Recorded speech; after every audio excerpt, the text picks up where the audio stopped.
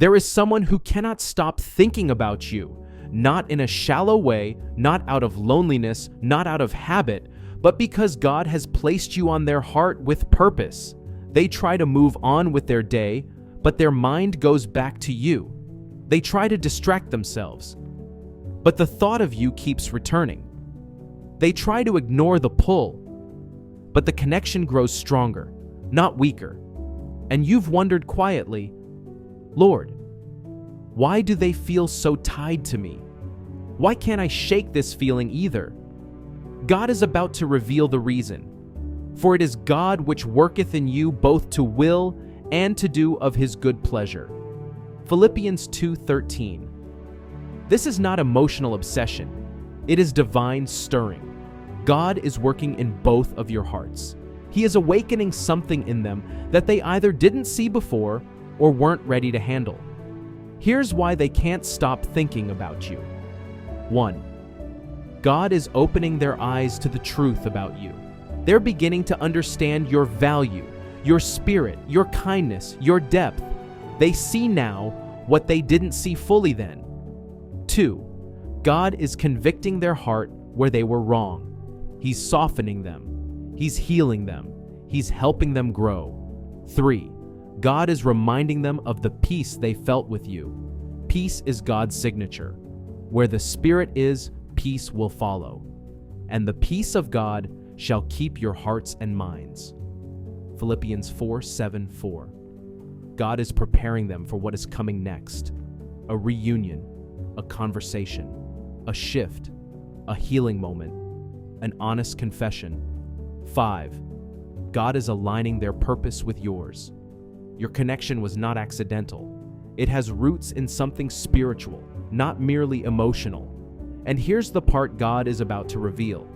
This person's thoughts about you are not just memories or feelings. They are a signal that God is bringing clarity into their life. Clarity about who you are. Clarity about what they feel. Clarity about what God intends. The steps of a good man are ordered by the Lord. Psalm 37:23.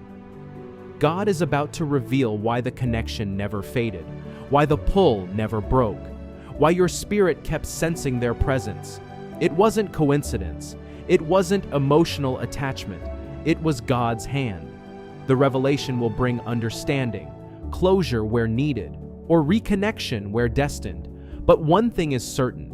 God is bringing light to what has been hidden in the dark. Prepare your heart. Stay in prayer. Stay in peace. Because God is about to show you exactly why this person could never stop thinking about you, and why your spirit felt the same. Soon you will say, Lord, now I understand. And hear this. This revelation God is bringing is not meant to confuse you. It's meant to free you. For a long time, you questioned yourself. You wondered if the connection was one-sided. You wondered if you imagined the depth of it. You wondered if you misread every sign. You carried this quietly in your heart, and there were nights you said, Lord, am I holding on to something that isn't real? God saw those moments. He knows how sincere your heart has been, and that is why He's stepping in now, to show you the truth that was hidden behind silence. For there is nothing covered that shall not be revealed, neither hid that shall not be known. Luke 12:2. This person wasn't ignoring the connection. They were overwhelmed by it. They weren't blind to who you were. They were intimidated by the depth God placed in you. They weren't uninterested. They were unprepared. And God, in His mercy, did not let the connection die. He preserved it. He kept your spirit aware. He kept their hearts stirred. He kept both of you from fully disconnecting, because there is still something God is writing here. And now, your heart is about to understand what heaven has been doing. God is revealing the why behind their thoughts, why they feel drawn to you, why they can't let you go internally, why peace rises when they think of you, why conviction hits them when they drift away, why the idea of you keeps returning to their mind. This is not emotional attachment. This is spiritual recognition. The heart of man plans his way, but the Lord directs his steps. Proverbs 16:9. The Lord has been directing both of you, even in seasons where you didn't feel it. They are awakening. They are seeing clearly. They are beginning to understand the weight of this connection, and they are realizing they cannot outrun what God is pressing into their heart. And soon, you will see their words, their actions, their courage, their honesty line up with the truth God is revealing. The conversation you thought would never happen is closer than you think. The clarity you prayed for in private is about to appear in public. The person who couldn't articulate their feelings before is about to speak with sincerity, humility, and truth. And when it happens, you will feel confirmation wash over you like peace. The confusion will break. The wondering will stop.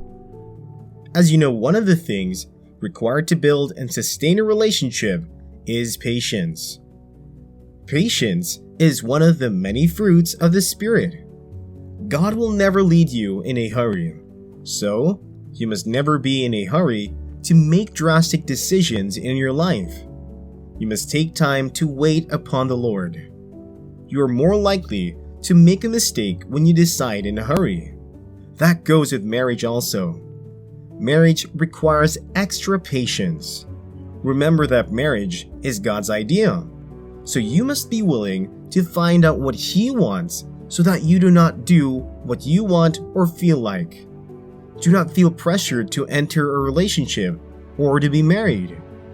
Marriage is like a building, and the foundation is meant to be solid.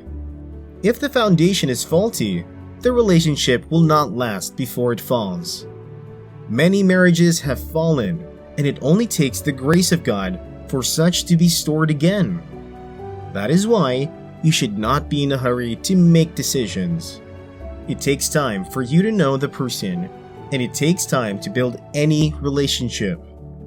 If you are not careful about the kind of decisions that you make, you will end up worse than you were initially. So, you must take your time to think about the decisions that you want to take and wait on the Lord. Even when you are faced with trials and temptation, you will not be troubled when you are patient. The Bible says that you should not count it all joy when you are faced with trials and temptation, because it works in you patience. So you should not be discouraged. Instead, you rejoice in times of. This is because you have faith that God is something that He has planned for you, and that He will never let you down, no matter what happens to you in life. This is an encouragement for you that God is by your side in everything that you do, every day of your life.